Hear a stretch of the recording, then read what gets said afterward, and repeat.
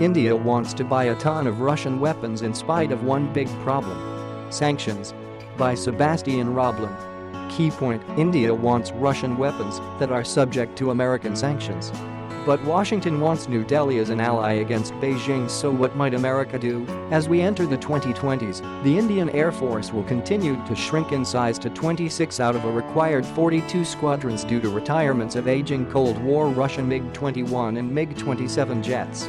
While the IAF is mulling purchases of additional advanced Western jet fighter like the Dassault Rafale, Saab JAS 39 Gripen, the Lockheed F-21 or Boeing Super Hornet, it's meanwhile turning to its long-running relationship with Moscow to patch up the growing gap in its air defenses, even if that means it risks running afoul of U.S. CAATSA sanctions imposed on countries that import Russian weapons.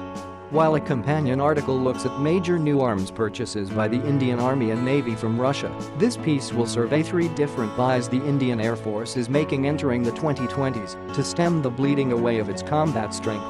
S-400 surface-to-air missile systems. India is proceeding with the purchase of 5 regiments of S-400 surface-to-air missiles in a $5.43 billion, paid in euros, in order to bypass CAATSA sanctions.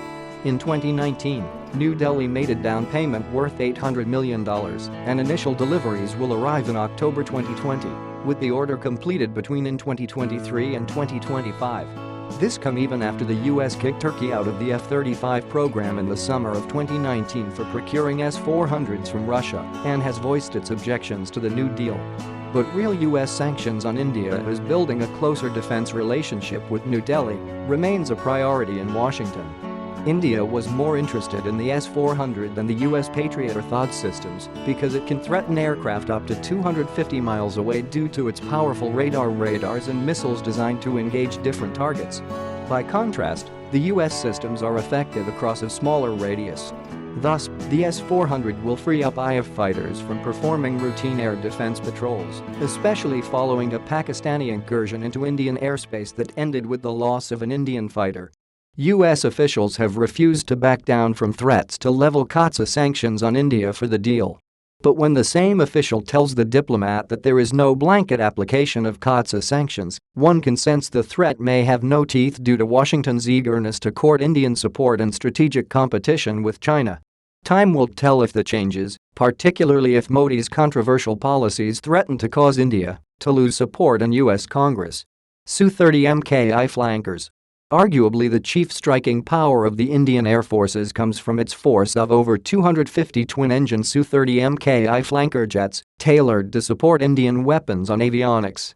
India's new Rafale jets are more advanced, but much fewer in number.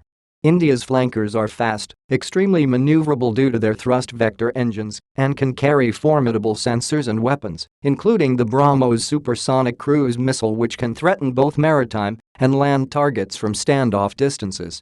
However, Indian Su-30s have also suffered a fair number of technical problems and accidents in Indian service.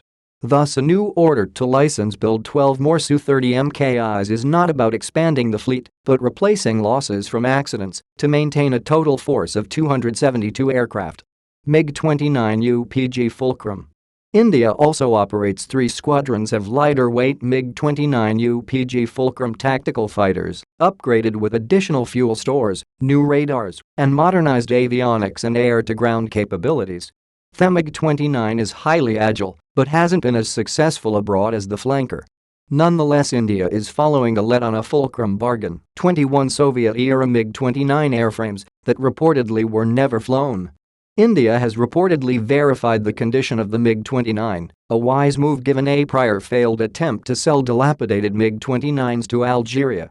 In a reportedly $847 million deal, in order to fulfill an urgent operational requirement, MiG will upgrade the jets to the MiG-29 UPG standard and deliver them to India for $847 million over the next 18 months. Though the MiG-29 UPG is longer exactly a cutting-edge aircraft, the offer around $40 million per aircraft is about half the price of a new 4.5 generation jet and thus represents a relatively cheap way for the IAF to quickly field an additional fighter squadron. After all, 26 squadrons does not compare that well with to Pakistan's 20 squadrons given the disparity between the two countries' populations, let alone China's 1,700 combat aircraft. Note to readers, please click the share buttons below. Forward this article to your email lists. Cross-post on your blog site, internet forums, etc.